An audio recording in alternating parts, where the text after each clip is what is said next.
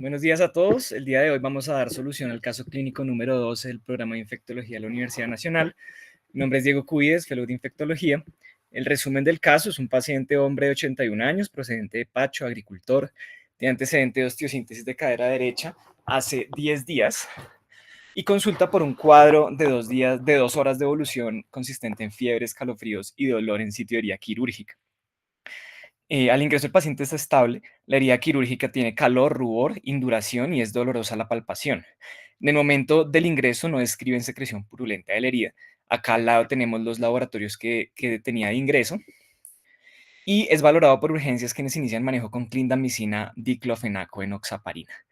Solicitan ecografía de piel, gramo y cultivo de una secreción superficial que posteriormente evaluaron y se adiciona también antibiótico terapia con vancomicina, cefepime, suspendiendo la clindamicina por el grupo de medicina interna. Es valorado por ortopedia, ellos programan para lavado quirúrgico y pues es llevado al procedimiento de lavado quirúrgico. El paciente refiere verbalmente reemplazo de cadera, no obstante, pues se documenta que el procedimiento que se hizo fue un clavo endomedular y un tornillo transcervical, fijando a la fractura intertrocantérica del fémur. Y este es el resultado del cultivo de la secreción superficial que se realizó. De lo que te mandaron, ¿verdad? Sí, Em, Como pueden ver, pues evalúan este resultado y después es llevado al procedimiento quirúrgico. En este momento no se realizaron cambios en la antibiótico terapia. Y este es el resultado del cultivo de los tejidos profundos que se realizó en la cirugía. Se hizo un desviamiento quirúrgico, la toma de este cultivo intraoperatorio, el paciente continuó con evolución estacionaria, no presentó deterioro clínico, episodios de fiebre o escalofríos y los signos vitales se encontraban en normalidad. Esta es la información que tenemos a la fecha, este es un caso relativamente reciente y quería aprovechar el caso para revisar principales mecanismos de resistencia en Staphylococcus aureus. Este es un tema muy complejo, es largo, voy a tratar de ser muy conciso con la presentación. Antes que nada, algunas generalidades con respecto al Staphylococcus aureus. Es un coco gram positivo, no móvil, coagulasa positivo, catalasa positivo. Estos test que se realizan en el laboratorio puede que sean un poco anecdóticos con respecto a la identificación del microorganismo. Em, es una bacteria facultativa, uno de los patógenos bacterianos más relevantes clínicamente. Y pues como ustedes saben es responsable de una amplia gama de infecciones humanas. Estas infecciones pueden ir desde infecciones de piel y tejidos blandos hasta condiciones potencialmente letales, endocarditis, osteomielitis, artritis séptica, bacteriemia.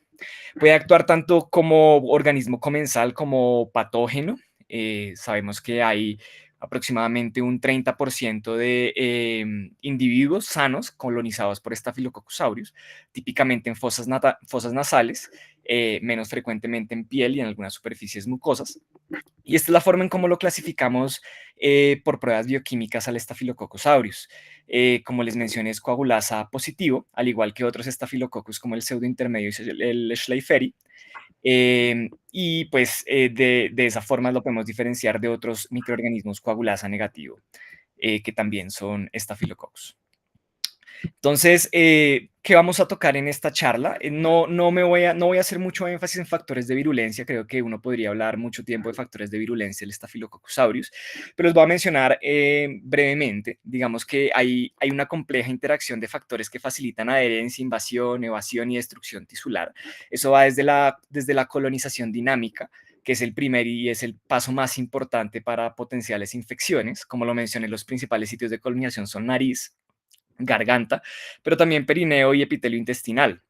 15% de los individuos son portadores persistentes, 70% intermitentes y 15% no portadores. La colonización precede a la infección en la mayoría de casos, por eso es tan importante en algunos casos detectar la colonización en casos puntuales prequirúrgicos. Y la adhesión inicial a esas células epiteliales y a tejidos del hospedero es un proceso crítico facilitado por proteínas de superficie. Dentro de los factores de virulencia, muchos de estos genes que codifican factores de virulencia se encuentran en elementos genéticos móviles. Esto va a contribuir a la diversidad y a la transferencia horizontal. Dentro de ellos se encuentran, por ejemplo, las proteínas de superficie y adhesión. Son adhesinas especializadas que se unen a componentes de la matriz extracelular y van a jugar un papel central en etapas de infección y formación de biopelículas. También encontramos las toxinas, entre las cuales se encuentran, por ejemplo, citolicinas, que incluyen alfa-toxina o la leucocidina de Panton-Valentine. que son citotoxinas dirigidas a neutrófilos, monocitos, macrófagos que inducen formación de poros y muerte celular necrótica. La vemos especialmente en infecciones severas de piel y tejidos blandos. También los superantígenos. También estos superantígenos, por ejemplo, pueden generar una activación importante de células T de forma no específica y causan hiperinflamación sistémica y tormenta de citoquinas. También es un mecanismo de virulencia importante. Toxinas exfoliativas que causan, por ejemplo, el síndrome de piel escaldada estafilocóxica. Proteasas degradan componentes clave del sistema inmune y debilitan la defensa del hospedero, y otros mecanismos de evasión inmune que pueden impedir opsonización, pueden inhibir, por ejemplo, la cascada del complemento. Las bacterias fagocitadas pueden llegar a sobrevivir dentro de los neutrófilos por mecanismos como, por ejemplo, la catalasa, que es importante en este escenario, y esto pues contrarresta mecanismos fisiológicos de eliminación de microorganismos. También forma biopelículas, hace adaptaciones metabólicas y todos estos genes de virulencia son regulados desde sistemas como el AGR, que es un sistema accesorio genético regulador, una especie de quorum sensing, que de acuerdo a la densidad poblacional va a regular positivamente o negativamente la producción de toxinas o exoenzimas o proteínas de adhesión de superficie. Estos factores de virulencia hacen que el Staphylococcus aureus sea una bacteria complicada en cuanto a tratamiento de infecciones severas y muy virulenta. También tenemos mecanismos de resistencia, que básicamente es el objetivo de la charla de hoy. Lo vamos a discutir más adelante, dentro de los que se encuentran estos que tenemos aquí en la diapositiva y que vamos a mencionar puntualmente. Empezamos mencionando la presencia de beta-lactamasas estafilocóxicas, clase A, la hiperproducción de las mismas y el cambio de las PBPs a PBP2A, que son probablemente los mecanismos de resistencia que vemos más frecuentemente en la clínica, a pesar de que no siempre los reconocemos, como por ejemplo la presencia de beta-lactamasas estafilocóxicas. Pero entonces, pues vamos a empezar hablando de ellos. Dentro de las beta-lactamasas estafilocóxicas, tenemos beta-lactamasas que son de la clase A de Ambler, se presentan en el 80-90% de las cepas de Staphylococcus aureus y están codificadas por el gen BLAZ. Estas beta-lactamasas o penicilinasas estafilocóxicas se describen en 4 variantes que se conocen como A, B, C o D y que básicamente se encargan de degradar penicilinas y ampicilinas, aminopenicilinas. Estos antibióticos que tenemos acá son los blancos principales de estas beta-lactamasas estafilocóxicas. Recordemos que como gran positivo, la presencia de beta-lactamasas no es el principal mecanismo de resistencia, pero no está excluido. Algunos gram positivos presentan este tipo de beta-lactamasas, sin embargo, no representa su principal mecanismo de resistencia desde el punto de vista de relevancia clínico. Estas beta-lactamasas son sensibles a inhibidores, a penicilinas semisintéticas, a cefalosporinas y a carbapenems. También se han descrito en cepas de Staphylococcus coagulasa negativo y algunos enterococcus transmitidas por plásmidos por conjugación. Y la expresión de estas beta-lactamasas es inducible, ¿sí? El carácter inducible de estas beta-lactamasas hace que la sola determinación de resistencia a penicilina puede que no sea el estándar de oro para detectarlas y puede que sea erróneo establecer su presencia o ausencia utilizando esta prueba. Y se recomiendan otras pruebas como por ejemplo discos impregnados de cefalosporinas cromogénicas como el nitrocefin, ¿sí? Que hace cambios colorimétricos y que puede permitir la detección de estas beta-lactamasas. ¿Qué es importante con respecto a estas beta-lactamasas? Si bien casi nunca, bueno, realmente no utilizamos penicilinas o aminopenicilinas como monoterapia en el tratamiento de infecciones por Staphylococcus aureus, la razón es porque es muy prevalente la presencia de estas beta-lactamasas. Sí se ha descrito que pueden tener un efecto inóculo sobre algunas cefalosporinas, ¿sí? Y parece que este efecto inóculo depende del tipo o de la variante de beta-lactamasa que tenga presente la bacteria. Em, por lo cual algunas cefalosporinas pueden hidrolizarse por algunos tipos de esta beta-lactamasa en presencia de inóculos altos o infecciones de inóculos altos, que clásicamente se define como más de 10 a las 7 unidades formadoras de colonias. Estas son las cefalosporinas sobre las cuales cada beta-lactamasa tiene más, o sea, ha descrito un mayor efecto inóculo.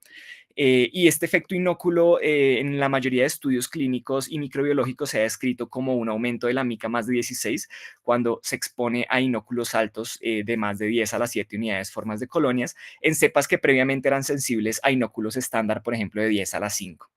Em, Pueden tener un impacto clínico importante y es que pueden hacer fallas terapéuticas a las cefalosporinas que en este momento consideramos a las cefalosporinas de primera generación como una de las terapias de elección en infecciones por Staphylococcus aureus meticilino sensible. Esto es un poco controversial, hay muchos estudios que han evaluado el efecto inóculo.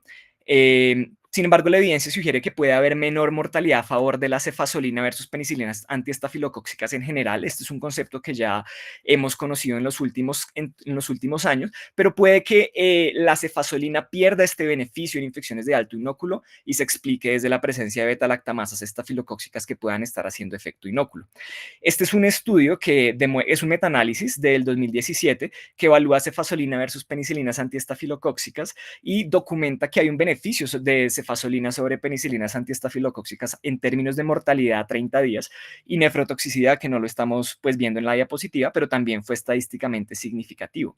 Incluye más de 11.000 pacientes y no es la única evidencia que ha demostrado que la cefazolina puede ser superior a las penicilinas antiestafilocóxicas en infecciones complicadas por MSCA. No obstante, este mismo metaanálisis demuestra que puede haber una pérdida del beneficio de mortalidad a 30 días en subgrupos de pacientes con endocarditis, que se reconoce como una infección de alto inóculo, o en pacientes con abscesos, que también se reconoce como una infección de alto inóculo. Eh, no hay desde este metaanálisis una evidencia que sugiera que a los pacientes les va peor con las cefalosporinas, pero al menos se describe que se puede perder ese beneficio extra que tenía la cefalosporina sobre la penicilina antiestafilocóxica. Eh, este estudio, esta es una evidencia prospectiva que tenemos del 2017, encabezada por el doctor Lee, compara cefazolina versus penicilinas antiestafilocóxicas. Es un estudio observacional con propensity score y documenta sitios de infección frecuentes como por ejemplo huesos y articulaciones, que también se conocen como infecciones de alto inóculo. Y lo que documentamos es que después del propensity score, la tasa de fallo terapéutico fue menor con cefazolina en comparación a la nafcilina como penicilina antiestafilocóxica. Sin embargo, bueno, cuando se realizó el propensity score, este beneficio en mortalidad y fallo terapéutico seguía siendo a favor de la cefazolina, pero este estudio realizó comparaciones en cuanto a fallo terapéutico en relación a la presencia o no de un efecto inóculo, documentando una mayor tasa de fallo terapéutico en el grupo de la cefazolina cuando se documentaba la presencia del efecto inóculo. Entonces, otro estudio que sugiere que el efecto inóculo puede empeorar los desenlaces en este tipo de infecciones.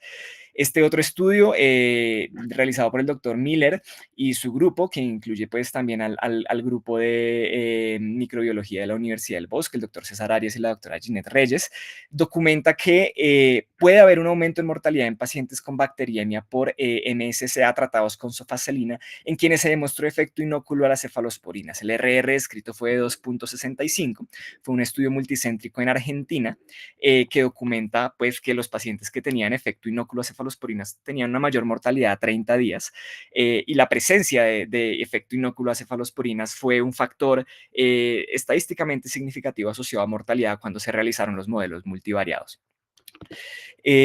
Por último, esta revisión sistémica documenta que, bueno, es una revisión de 23 estudios reciente del 2024, no logró hacer metaanálisis, no encontraron ensayos clínicos aleatorizados, tiene un pequeño tamaño muestral, no obstante, documenta que tiene bastantes limitaciones para sacar conclusiones definitivas y parece que hay una alta prevalencia de efecto inóculo en Sudamérica, entre 26 a 54.5%, mayor que en el resto del mundo, según lo que se ha descrito. Hay una alta heterogeneidad clínica en los pacientes que se incluyeron y en los estudios que se incluyeron en esta revisión. No lograron hacer metaanálisis, pero no se demostró que el efecto inóculo a cefalosporinas aumente la mortalidad o falla terapéutica. No obstante, esto pues tiene muchas limitaciones todavía. Realmente la conclusión es que todavía no sabemos. El efecto inóculo a cefalosporinas de primera generación existe, es real, ¿Qué tanto impacta en la mortalidad en infecciones severas de alto inóculo en comparación a penicilinas antiestafilocóxicas? No lo sabemos con certeza. Puede que sí, pero pues hacen falta más estudios que evalúen este tema. Es un tema importante, al menos como para tener presente cuando estemos tratando una infección de alto inóculo. Otro tipo de mecanismos de resistencia, el gen MECA, ¿cierto? Que genera resistencia a todos los betalactámicos, exceptuando pues ceftobiprol, ceftarolina o rasupenem, tienen mix menos afectadas. También hay un gen que es el MECC, que codifica una proteína similar, menos afín por la oxacilina que por el cefoxitin. Y también está la hiperproducción de penicilinasas, las mismas penicilinasas que mencionamos previamente, que puede generar resistencia a oxacilina de bajo nivel sin generar resistencia a cefoxitina. Entonces, estos son los patrones de resistencia que también son muy relevantes desde el punto de vista clínico y que también buscamos siempre que nos enfrentamos a una infección por Staphylococcus aureus. El cefoxitina es importante para documentar la presencia de gen MECA y MECC, ya que es un inductor muy potente del sistema regulatorio de MECA. Y pues vamos a ver un poco cómo se comporta este tipo de resistencia. Esta es una gráfica de epidemiología de MRSA. La figura muestra el porcentaje de aislamientos de MRSA. Se cree que esta variación observada contribuye a diferencias en prácticas locales de control de infecciones y el uso antimicrobianos, además de características específicas de patógenos o de los clones circulantes. Si se fijan acá, Colombia tiene una prevalencia entre el 25 y el 50%, que no es despreciable para nada. Si nos vamos a datos locales, a 2021 la prevalencia de MRSA en hospitalización general fue del 41%, que estaría en concordancia con la imagen previa, con una prevalencia, esto como un dato adicional, de resistencia a clindamicina del 10% en hospitalización general en comparación a trimethoprim sulfa del 4%. Eh, en UCI, la prevalencia de MRSA fue del 30% y clindamicina 9 y comparación a trimethoprim del 4%. Y para 2023, con los datos más recientes del grupo Grevo, vemos que la prevalencia de MRSA en hospitalización general se ubica en el 40%, ¿cierto? Y en comparación a UCI, la prevalencia de MRSA se ubica en el 34%. Unas similares tasas de MRSA en hospitalización con respecto a años previos y un aumento en tasas de MRSA en UCI con respecto a años previos, ¿no? ¿Por qué es importante esto? Algunos autores sugieren que uno debería considerar el manejo empírico contra MRSA en pacientes que tengan factores de riesgo o sospecha de infección estafilocóxica en regiones con prevalencia mayor al 20%. Eso realmente es algo que se tiene que estudiar muy bien, porque sabemos que en Colombia la prevalencia es más alta que este umbral que se coloca aquí, pero probablemente el manejo empírico contra MRSA pues no haya mostrado una evidencia que lo sustente en algunas sospechas de infecciones estafilocóxicas en algunos pacientes. Es algo que se tiene que individualizar muy bien y que se tiene que relacionar con la prevalencia de este tipo de microorganismos multiresistentes en nuestro país. Eh, Ahora, hablando puntualmente del MRSA, se ha descrito un fenotipo comunitario versus nosocomial. El término de MRSA adquirido en estancia hospitalaria empieza a utilizarse en los años 70 y la expresión de la virulencia regulada por el AGR también tiene un impacto importante en los fenotipos de MRSA comunitarios como hospitalarios. La mayoría de los factores de virulencia de Staphylococcus aureus están regulados de forma diferencial por sistemas de detecciones de quórum y otras redes reguladoras, y muchos clones de MRSA asociados a la comunidad, como el USA 300, USA 300LB, tienen sistemas AGR que son muy activos y que tienen una expresión abundante de toxinas, lo que se asocia a una gran capacidad para causar infecciones de piel y tejidos blandos y enfermedades invasivas en individuos sanos. Por el contrario, fenotipos de MRSA de adquisición asociada a la atención médica contienen unas modulines insolubles a fenoles codificados por cassettes cromosomales en los cuales se disminuye la expresión del AGR y esto pues se asocia a que estos clones produzcan menos toxinas pero niveles más altos de adhesinas que favorecen infecciones o asociadas a dispositivos médicos o bacterias asociadas a catéteres. Este es más o menos el origen de los clones. Esta figura muestra cómo cepas de MSCA agrupadas por sus genotipos, similares en complejos clonales y representadas por tipos de secuencias, pueden evolucionar a MRSA mediante la adquisición independiente de elementos genéticos móviles llamados cassettes cromosomales estafilocóxicos MEC. Hay diferentes tipos de estos cassettes cromosomales. Por ejemplo, acá vemos cómo se representan con números romanos, 1, 2, 4, y contienen genes que confieren resistencia a beta-lactámicos, como por ejemplo el MECA o su homólogo MECC en algunos casos, pero también otros genes que pueden generar resistencia a otros antimicrobianos. Los tipos 1, 2 y 3 son los cassettes cromosomales más grandes. A menudo contienen genes que confieren resistencia a varias clases de antibióticos. Se encuentran principalmente en MRSA asociado a la atención médica. Y los elementos más pequeños, como el 4 o el 5, se encuentran en MRSA asociado a la comunidad, como el USA 300, USA 400, pero también algunos clones asociados a la atención médica, ¿no? Entonces, realmente cada vez se recomienda utilizar menos este fenotipo comunitario o este fenotipo nosocomial, ya que hay muchos cassettes cromosomales que son más pequeños que podemos estar documentando en atención médica y no refleja realmente el fenotipo de resistencia que podemos encontrarnos en un Staphylococcus aureus nosocomial.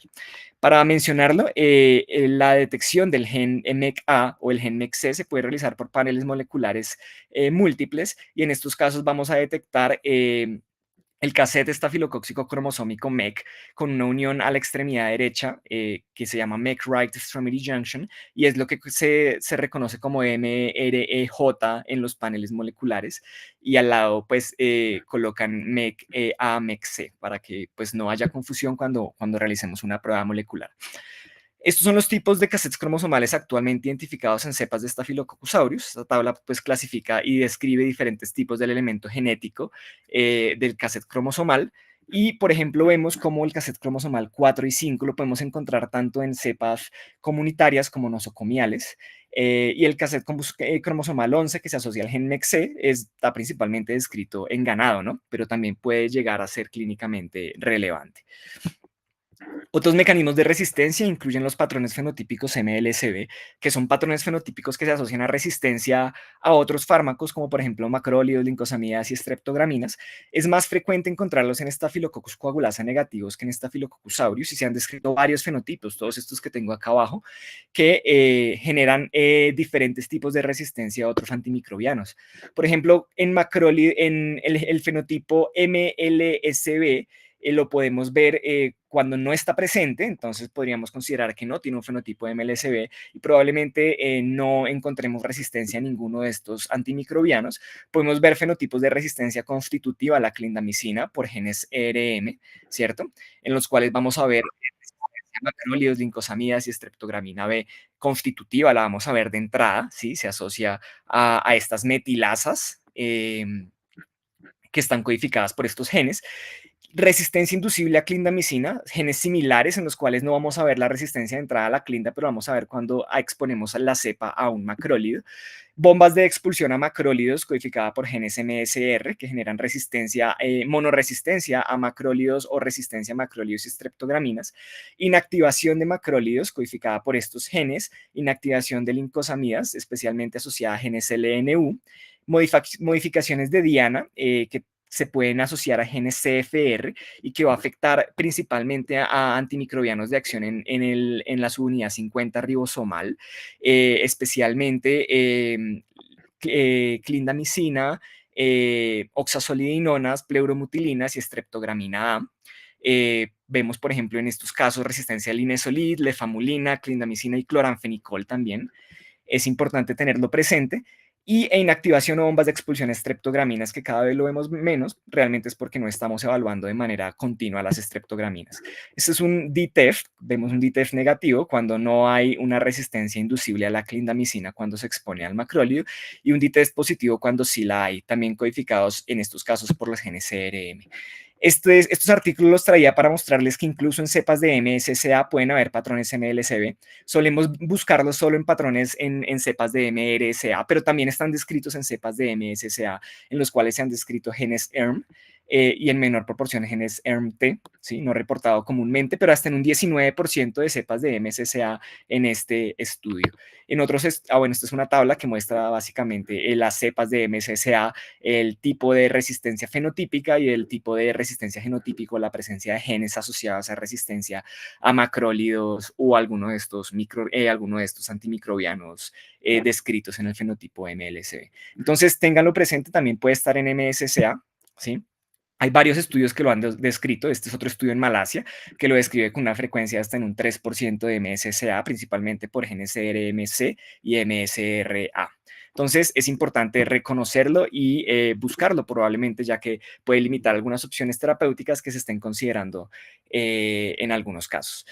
Sensibilidad disminuida de glucopéptidos cuando hay resistencia a la vancomicina, resistencia intermedia principalmente, está mediada por el engrosamiento de la pared bacteriana, algo que se llama el atrapamiento de afinidad. Los estafilococcus en general lo que hacen acá es aumentar los residuos libres de alanina del peptidoglicano, y esto es con el objetivo de que la vancomicina se atrape en esa pared, en esos residuos de alanina y no llegue a afectar la transglicosilación. Es la causa más frecuente de resistencia a vancomicina en Staphylococcus aureus y usualmente se asocia a unas MICs que no son tan altas, ¿no?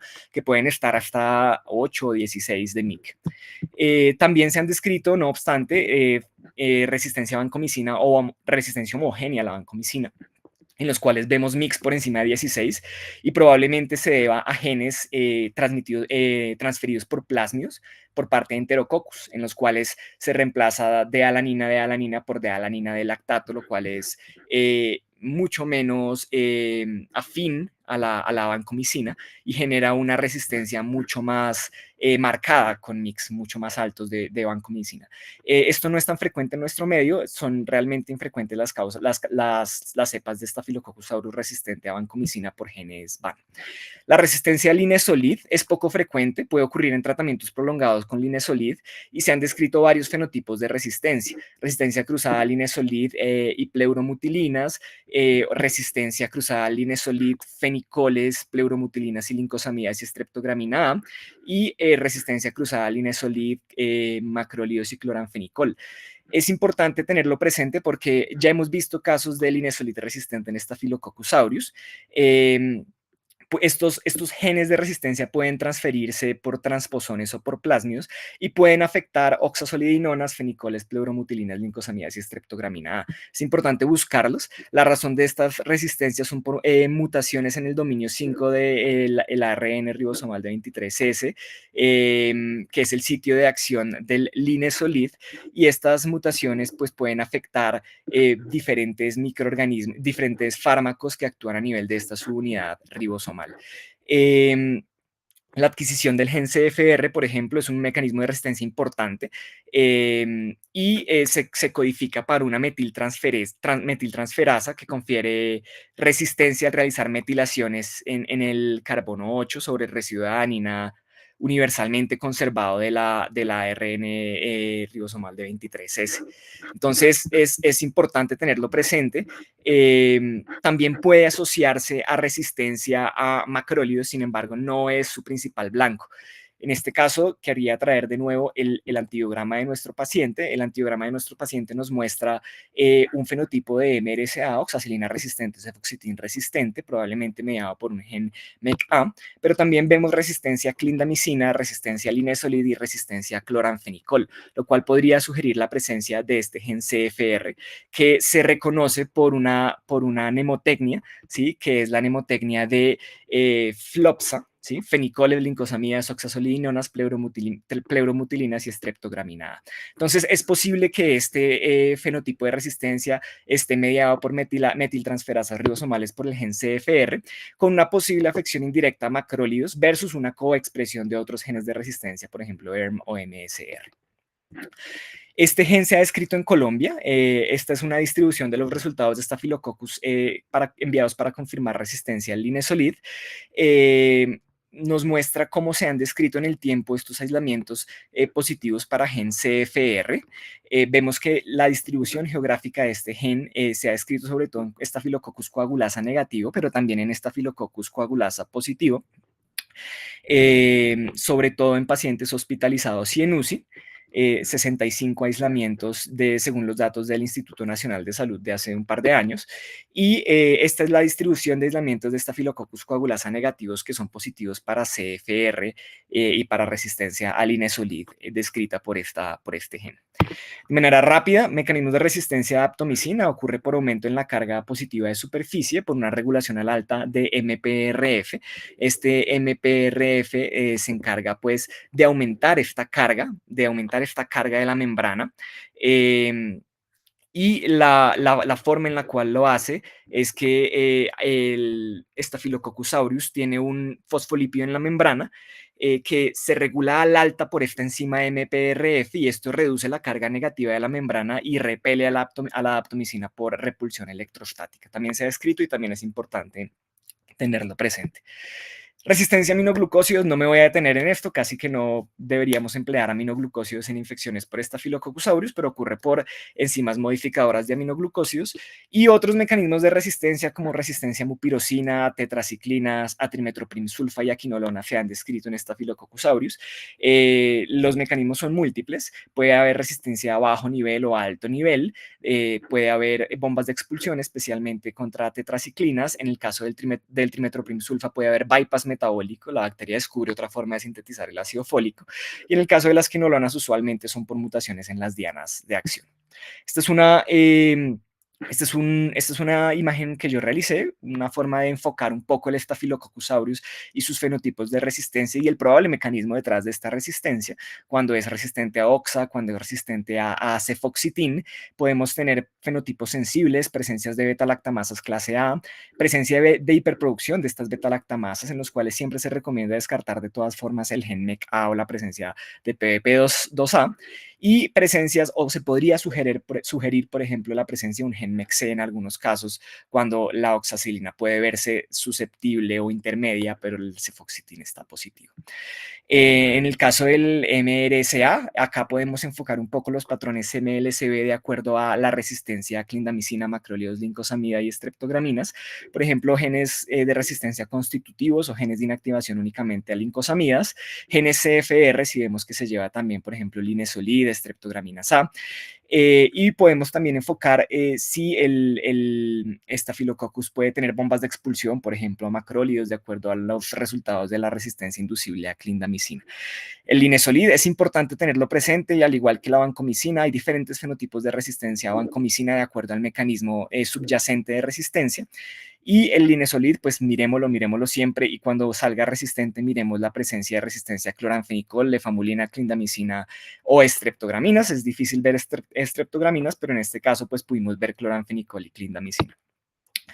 Esto es a generalidades con respecto a estrategias terapéuticas del Staphylococcus aureus. No me voy a detener acá, ya que el objetivo de esta charla no es hablar de cómo vamos a tratar cada uno de estos patrones de resistencia, simplemente describirlos, ya que pues es un tema demasiado extenso.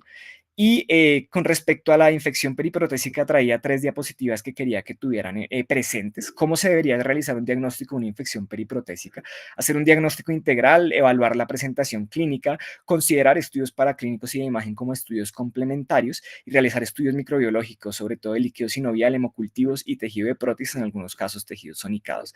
Tenemos diferentes criterios diagnósticos para este tipo de infecciones, descritos, por ejemplo, en 2018 por Parvitz y colaboradores, que son criterios más simplificados, más sencillos de realizar, o criterios como los de la EBJIS, en los cuales una positividad en algunos de estos criterios pues confirmaría o consideraría ya el diagnóstico de infección periprotésica.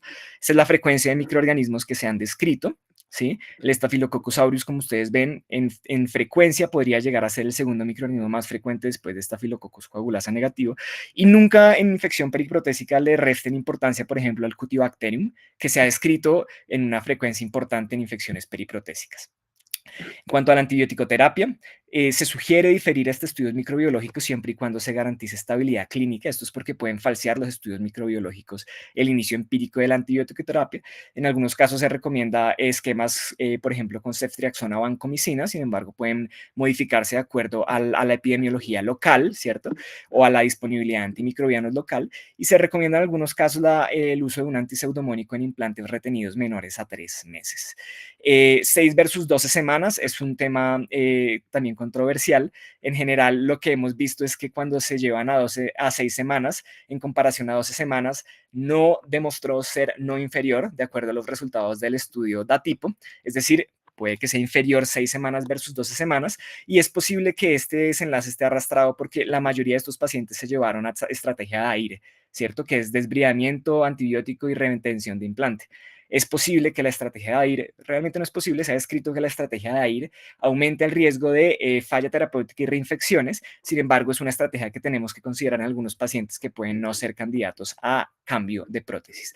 El cambio de prótesis se puede realizar en 2 etapas o en una etapa, ¿cierto? Como ustedes ven, la estrategia de AIR se asoció a más falla terapéutica, el cambio en 2 etapas un poco menos, sin ser estadísticamente significativo, es decir, 2 etapas podrían considerarse 12 semanas en muchos casos, y una etapa podría considerarse la mejor estrategia en cuanto a desenlaces de falla terapéutica. Ya acabando la exposición, al final quería mencionar algo de la adición de rifampicina, y este es otro tema que es importante en infecciones periprotésicas. La rifampicina parece ofrecer un beneficio en la infección periprotésica estafilocóxica crónica tratada con DAIR o con recambio en 2 etapas, especialmente por Staphylococcus aureus. Básicamente, estos fueron los subgrupos en los cuales demostró ser más fuerte la adición de rifampicina en estos casos. La evidencia parece ser menos clara o en algunos casos inexistente para infecciones agudas que se tratan con recambio de una etapa, o infecciones crónicas, cualquier tipo de infección aguda que se trata con recambio, ya sea en una etapa o en 2 etapas, o en infecciones crónicas tratadas con una etapa. Entonces, consideren el agregar rifampicina en los casos de DAIR, especialmente por Staphylococcus aureus, ¿cierto? Y consideren no realizar DAIR si la infección es por un Staphylococcus aureus, que se han descrito más tasas de fallos terapéuticos en estos casos. La rifampicina se debe agregar no al inicio, sino después, unos 5 a 7 días después de haber realizado la intervención quirúrgica, y en general se recomienda esperar un tiempo, un par de días, para que haga efecto la antibiótica terapia iniciada antes de adicionar la rifampicina al esquema terapéutico. Finalmente, la terapia oral fue no inferior a intravenosa para la infección ósea y articular. Consideren la terapia oral. En la mayoría de estudios, y este estudio que es el OVIVA, la estrategia se inició lo antes posible, no más de 7 días después de la intervención quirúrgica definitiva. Entonces, realmente iniciar de manera temprana la terapia oral es posible y puede ser una estrategia favorable. Como conclusiones, para finalizar, el Staphylococcus aureus se asocia a múltiples mecanismos de virulencia y resistencia. La resistencia a beta-lactámicos es cada vez más frecuente y reconocida, pero también debe evaluarse e interpretarse la resistencia a otros antimicrobianos como el linezolid. Siempre sugerir posibles mecanismos subyacentes de resistencia por X o Y gen puede ser útil, sobre todo para vigilancia epidemiológica y confirmar después el tipo de mecanismo de resistencia subyacente. En el caso de la resistencia al linezolid, puede ocurrir por metilación del RNA ribosomal 23S por metiltransferasas, codificadas por genes como el CFR, como puede ser el caso de nuestro paciente, que se asocia a fenotipos de resistencia a fenicoles, lincosamidas, oxazolidinonas, pleuromutilinas y streptogramina A. Esta resistencia puede transferirse por plásmidos, es importante documentarla. Y finalmente, las infecciones periprotésicas por Staphylococcus aureus son frecuentes, como ya vimos, puede ser el segundo microorganismo en frecuencia en infecciones periprotésicas. Pueden complicar el tratamiento debido a múltiples mecanismos de virulencia y resistencia a antimicrobianos de esta bacteria, y en estos casos de infecciones periprotésicas por Staphylococcus aureus se debe contemplar revisión o recambio de prótesis en una etapa, que es la que ha demostrado mejores resultados, la adición de rifampicina y la terapia por 12 semanas. Eso sería todo. Muchísimas gracias a todos por su atención.